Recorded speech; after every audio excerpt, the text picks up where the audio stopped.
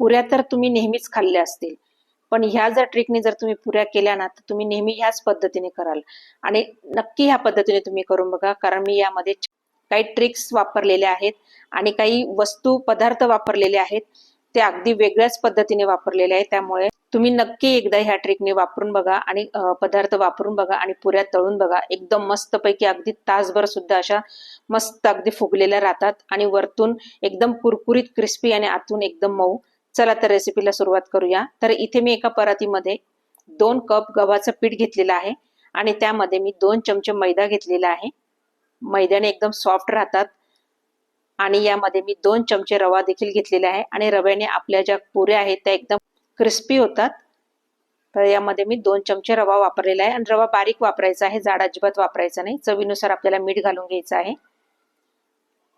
आणि इथे मी 1 चमचा साखर घालून घेतलेली आहे. साखर नक्की घाला तुम्ही, खूप छान होतात ह्या पुऱ्या.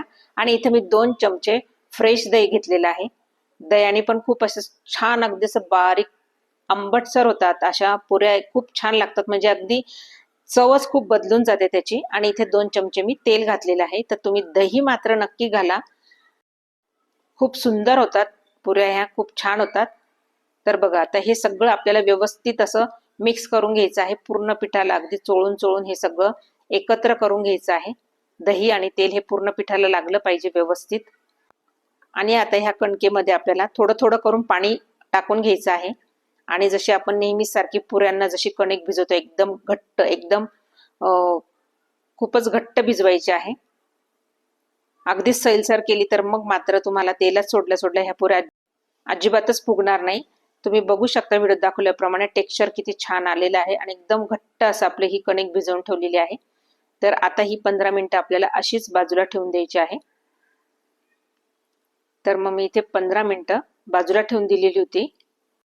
15 मिनिटानंतर आपण बघूया, आपली कणिक जी आहे खूप छान अशी मस्त मुरलेली आहे. तुम्ही पाहू शकता एकदम छान असा गोळा तयार झालेला आहे हा. आता पुन्हा आपल्याला याला एकसार करून घ्यायचं आहे.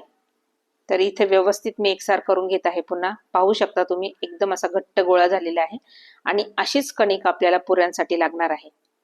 तर मग मी याचे आता बॉल्स तयार करून घेणार आहे. तुम्ही याचे अगदी छोटे छोटे गोळे करून एक एक पुरी जरी लाटली तरी चालणार आहे, पण मी याची एक मोठी अगदी पोळी लाटून मग नंतर मी याला डब्याच्या झाकणाने कट करून घेणार आहे. जशी आपल्याला जेवढा आकार हवा आहे तेवढ्या आकारात तुम्ही ही कट करून घेऊ शकता.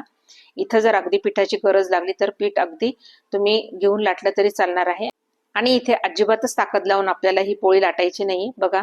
आणि खूप पातळ पण नकोय आणि खूप जाड पण नकोय. तर अशा प्रकारे ही लाटून झालेली आहे. आणि आता याच्या मी पुऱ्या अशा कट करून घेणार आहे एका डब्याच्या झाकणाने. आणि तुम्हाला जेवढी साईज असेल तेवढ्या साईजचं तुम्ही पुऱ्या करू शकता. बघा आता ह्या अशा कट करून झालेल्या आहे. तर मी ह्या अशाच सगळ्या कट करून घेणार आहे आणि मात्र ह्या झाकून ठेवायच्या म्हणजे वाळणार नाही. बघा आता ह्या सगळ्या कट करून झालेल्या आहे. तर आता इथे मी गॅसवर कढई ठेवलेली आहे. तेल अगदी छान गरम करून घ्यायचं आहे आपल्याला. आणि पुऱ्या टाकल्यानंतर मात्र मीडियम गॅसवरच तळून घ्यायचे आहे. आणि खूप थंड पण नको तेल आणि खूप गरम पण नकोय तेल, असं तेल आपल्याला हवं आहे. आणि त्यामध्ये एक एक पुरी आपल्याला सोडायची आहे. पहा किती छान अगदी मस्त टम्म फुगलेले आहेत, पाहू शकता तुम्ही, मस्त फुगलेले आहेत ना.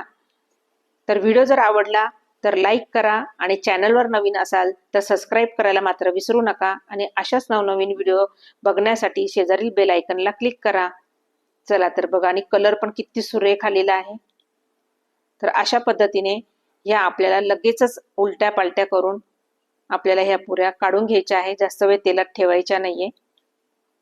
बघा कलर किती सुंदर आलेला आहे, मस्त अगदी फुगलेले आहे आणि क्रिस्पी पण झालेले आहेत. खूप वेळ हे अशाच राहतात. आता माझ्याकडे पाहुणे आलेले असल्यामुळे मी भरपूरशा आधी तळून ठेवलेल्या होत्या. पहा, आणि कलर पण पहा किती छान आलेला आहे. आणि एकदा खायला गेल्या ना तसं वाटतं खातच राहा खातच राहा. तर नक्की या पद्धतीने तुम्ही करून बघा आणि मला कमेंट करा.